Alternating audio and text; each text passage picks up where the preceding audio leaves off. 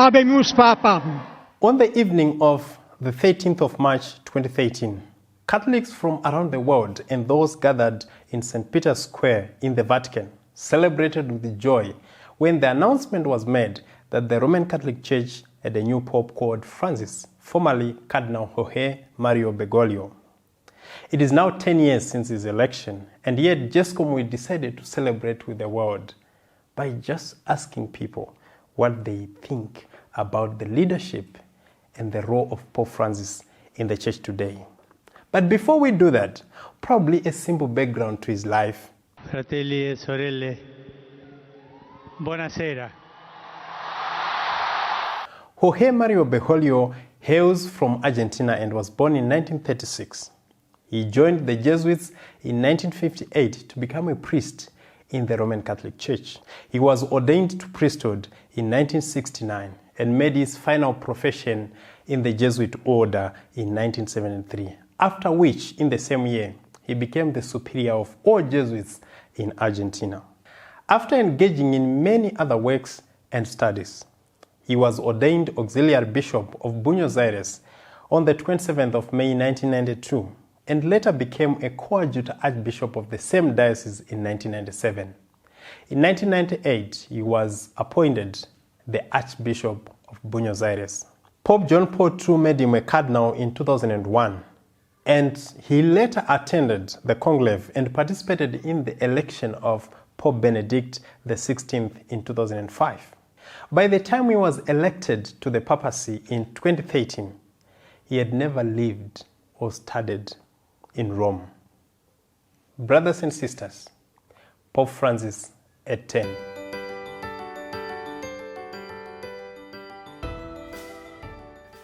When cardinals are gathered in Rome for the conclave to elect a new pope, people always have preferred candidates to the papacy. So first, we wanted to understand if some people from Zimbabwe had a candidate they preferred. So we had a preferred candidate amongst one of the West African cardinals, and we were really rooting for an African pope at that time. I don't recall his name, but yes, we definitely had a candidate. That should be Peter Turkson. Yes. From Ghana. Certainly. Certainly. So he was the guy that we wanted to see becoming pope. But then the outcome was different, and we learned that our new pope was a Jesuit called Francis. So my reaction was, okay, this is a Jesuit who is calling himself Francis. This is going to be very interesting. Not only from Africa, but from all over the world. When they were thinking about the possibility of having an African pope, they had Cardinal Turkson in mind. Were you disappointed that he did not make it? Yes, certainly I was disappointed. I was hoping to see someone like me in the Vatican, yes. Just like many facts about his election, Pope Francis has sort of deviated from what probably many people know as the way of the Pope. And many different people have different reactions to his style of leadership for the past 10 years. Many people regard him as a liberal Pope who has less regard for the doctrine of the Church than he has regard for pastoral accompaniment of ordinary people, especially those in the peripheries. He's changed the way the Church operates or functions. He's allowing a lot of us to do a lot more in the Church, to feel like we're part of the Church. At the moment, there's so many single mothers. Before, a single mother, or let's say a divorcee, wouldn't be allowed to receive Holy Communion or the Eucharist because of her state. Yeah. But he's allowed that you can receive, which makes you also realize that God is for all of us, literally, regardless of what state you might be in, but he's for us. It's a contemporary papacy. It's a different papacy. It's I'll use the word pop, P-O-P, in the sense that he's a relatable personality. He's like a guy. Before Francis, you would not think of a pope as that guy. You would think of him in terms of being the Holy Father, the head of the church, the guy in scarlet shoes and white robes. But Francis he's just the guy next door. Is that good for the church? I think it is. I think it is to have a pope who's available on social media, to have a pope who eats and drinks and laughs like everybody else. I think it makes the church something that the rest of the world can identify with. Yes, I see on social media people likening him to the High Septon of Game of Thrones, and he does look like the guy. So it it makes him relatable, accessible, relatable, someone you can think of as other than supernatural. I would say the Pope, in my mind, is a very free-spirited man. He's a very liberal man, and he's made me see and believe my Catholic faith in a very different way. Do you think it's good to have a liberal pope? Yes. Why I do, is because it so? because I feel that the world is evolving. Not to criticize previous popes, but I felt the church was very, what's the right term to use? Dogmatic. Okay. And right now the Pope, he's being realistic. He's put a lot of our lives, our everyday life into his writings.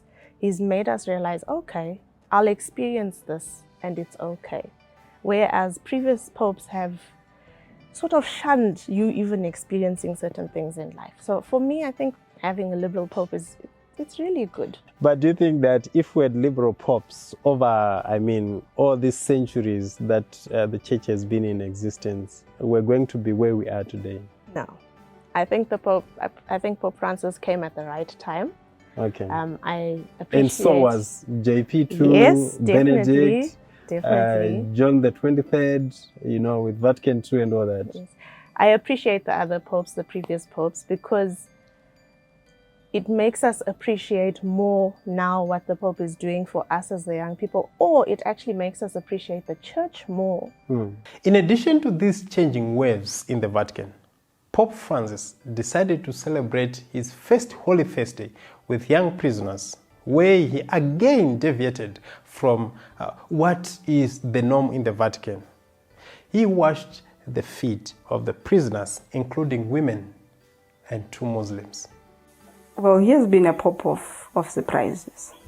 So that Holy Thursday event, it sort of continued on as the signal, the sign that his papacy is different. He is marked by a departure from the norm, but not just a departure for departure's own sake. It's a departure pointing to inclusion and engagement with previously marginalized groups, previously ignored segments of society. So here is Pope Francis engaging with women who were or sometimes are considered the second thought variety of the human species. So we say the humanity comprises of men and women. But with Francis, he's saying, no, women also matter, so I'm engaging with them. And in also washing the feet of prisoners, I think he was marking an extension of what I've alluded to previously, that there was a beginning to work towards interreligious dialogue. But more than just dialogue, now we are talking perhaps of interreligious fellowshipping. Your God, Allah, is my God, whom I call Yahweh or whatever. And so that's what it meant to me. So this approach by Pope Francis, do you think that it's influenced by where he's coming from? Not really as a Jesuit, but probably the work that he was doing, where he was working before he became the Pope. Yes, I think it takes a special disposition to work in a bar. And when you then move with that kind of experience into the office of the Pope, I think some of that wealth of experience must go with you to that office. So I think it's a good thing, really. Yeah, I think it's a good thing. The high offices must be offices to which the lowest of the law can identify with. And I think that Francis has really seriously tried to do that. Francis brought that sanity, almost like brought back that dignity of the priesthood, traditional priesthood as we know it. You would see him going to confession himself. If you look at his homilies, and so spending time with the poor, the marginalized, doing some pastoral work as well. Even going back, if you look at his work first as the provincial of the Jesuits in Argentina, as his time as the Archbishop of Buenos Aires in Argentina as well, you would actually see that this was a proper parish priest. Preaching in the slums and so on and so forth. So for me, yes, I would agree that we've got the parish priest right at the helm who understands what are the requirements of his parishioners as well. I remember reading also in his book that he declined the bishop's mansion, for example. So I think it was a continuation of his life as a poor priest, a poor pope for the poor church. So I think it was quite a great influence. But probably we need to ask the question, how different really is Pope Francis from the two men who held this position just before him? I think it's unfair to have to compare a normal human individual with a saint.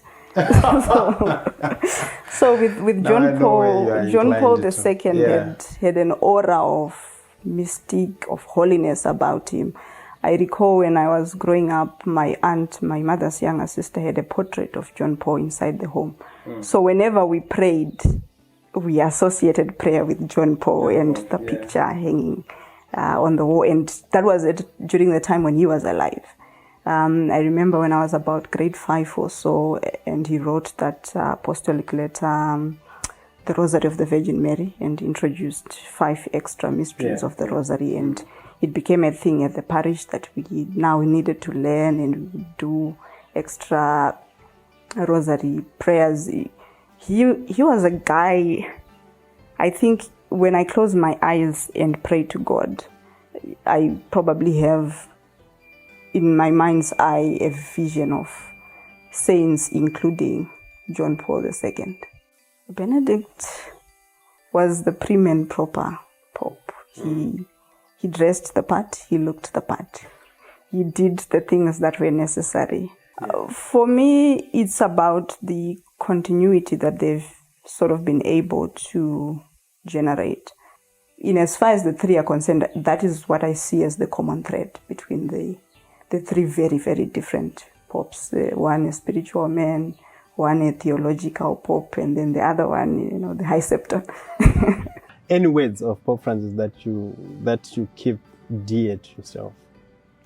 There's a quote of his that I will read that I quite like. He says, "I ask you to ensure that humanity is served by wealth and not ruled by it." And that was a message from the World Economic Forum in 2014. Especially in this day and age of make your paper, hustle hard. I feel like even though that's from 2014, it's more profound now.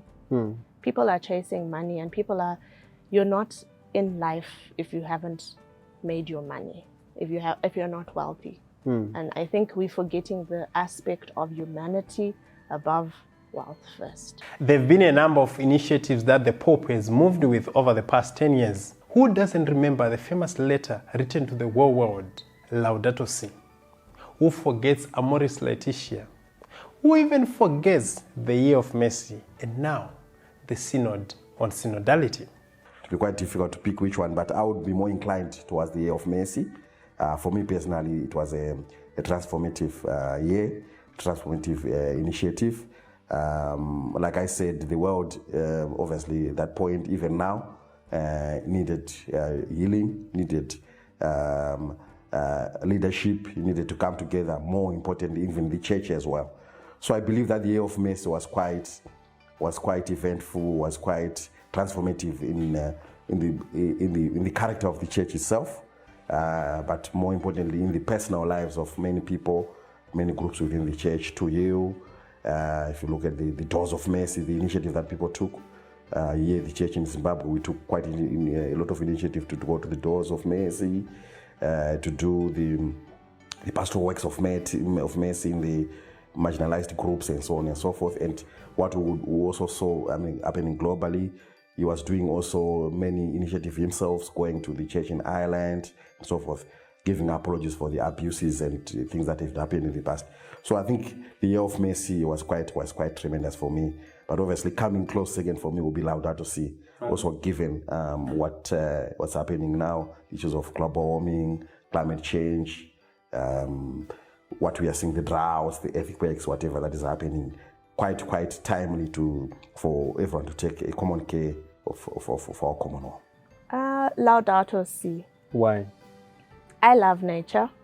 Okay. And I feel it heightened my appreciation of nature, of the environment, and made me aware of how best I can also keep my environment, not only for myself, but for the generations to come. Second to that, maybe I would say, is Year of Mercy. Why?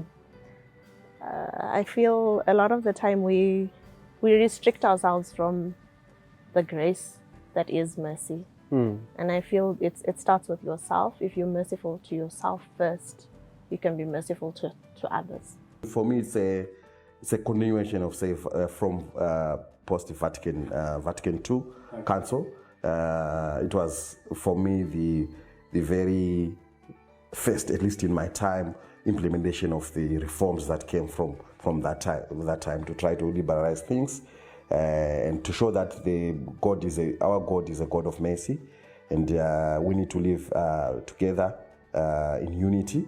So the things that were done, I think they leave a lasting impression on people, and the continuation of those visiting the poor, caring for others, the less privileged, looking at the marginalized groups, and so on and so forth. I would think that was a good stepping stone for us to start.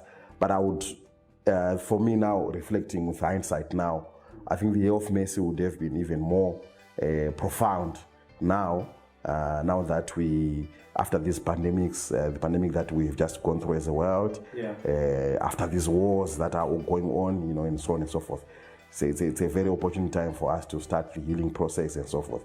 So I would think that probably Francis, if he's still around, or even his successor, would then come up with a, let's say, follow-up to the Year of Mercy, just to heal the world. Looking forward, as Pope Francis gets older by the day, we can't run away from the fact that we are moving towards another conclave in the next few years.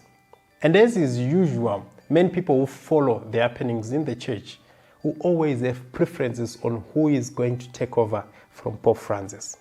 They say you should never have expectations where the papacy is concerned. In fact, the expression is, he who goes in a pope comes out a cardinal. So mostly it happens that way. So what I can hope for is that we will have a pope who is like Francis, contemporary, like John Paul II, very spiritual. You can't say something without mentioning John Paul, I see. Oh no, John Paul is a superstar, but we tend to look with fondness at the people who had something to do with our upbringing and our formative years, yes. But also I think that even like Benedict XVI, the Pope who succeeds Francis should also, pay close attention to the goodness that is in the tradition of the church. To the theological virtues that have been established over the ages. So I would hope for a guy who does not drop the ball. I would think, just like I said, I would love a pope who continues with the legacy of Papa Francisco, primarily where we are as a church and as the world in general, that we still need that healing, we need that someone to unite us. I still feel that we still have that dearth of global leaders, and you need someone to almost be in the driving seat to guide and drive that, to unite the church as a whole. So I would think that someone who also has got a pastoral figure, a pastoral outlook, would also help continuation of the patron ministry. But to an extent, it also needs a balance in terms of obviously theological aspect, in terms of the church teachings, the writings. So I don't know whether that person is found, but let's say a hybrid of Francis and Benedict was a towering figure in terms of theology, bureaucracy, teaching, magisterium, and so on and so forth. So yeah, but more pastoral, because that's what the ordinary people, ordinary parishioners, and the ordinary citizens of the world understand, and then obviously balanced in the let's say the behind the scenes with a lot of theological teaching, magisterium, and teaching of the church. I think as Africans, we make up the bulk of the church today. So we are not short of faith. We are lacking in other areas, but certainly not in faith. So there's a sense of pride, a sense of relatability when somebody whom you resonate with is in that position. I remember when John Paul became the first non-Italian Pope, after hundreds of years, there was excitement. Even when Pope Francis became Pope, him being from Argentina, there was excitement in that part of the world. Firstly, I hope the next Pope will be from Africa. Why from Africa? Okay, I've only ever known 2 other popes. Yeah. And they're from European countries. Yeah. I feel Africa needs to also have the chance. I feel the popes, yes, they're from one country, covering the church as a whole. But I feel maybe the African context needs to be brought more into the limelight. And I think that every region, I think, is at any point ready to give a pope. I think let's say, it departs from how we look at it politically, where people say we are the largest, we are the biggest, we are the most financially, with financial muscle, let's say. I think the church, just to give you a background, church in Africa, I think, has grown. Over time, it has become more independent. Even if you look at here in the church in Zimbabwe, I think our bishops over the years have been talking about self-sustenance and so on and so forth. The church in Asia as well, after obviously the missionaries left and so forth, it's also growing. So I would think that the decision to where the Pope comes from, I think for me personally, it really shows the grace of God. If you look at the Davidic ministry, for example, David was picked. His brothers were towering and so forth. David was even forgotten, but he was picked from there. So I think it also almost like follows that messianic Davidic ministry. Look at even the election of Francis, for example. People were expecting Africa, of America and so forth, but out of Argentina, someone was picked. So I think at any point for me, I think the church has grown so much worldwide that at any point, every continent, every region is ready to give a pope, the next pope. It takes leadership. It really shows how the grace of God picks the least expected and exalts them. Many people would agree that Pope Francis came into the papacy at the right time when the demands of the time required his approach. But others will still think that in as much as his approach was relevant to the 21st century demands, there are some instances where he strayed from the way of the Holy Fathers who came before him. In the second part of our quest, we talk to people who are involved in church leadership, who represent religious sisters and brothers, priests and bishops, to hear if the Pope has inspired them in any way. Until then, let's continue the conversation as we celebrate Pope Francis at 10.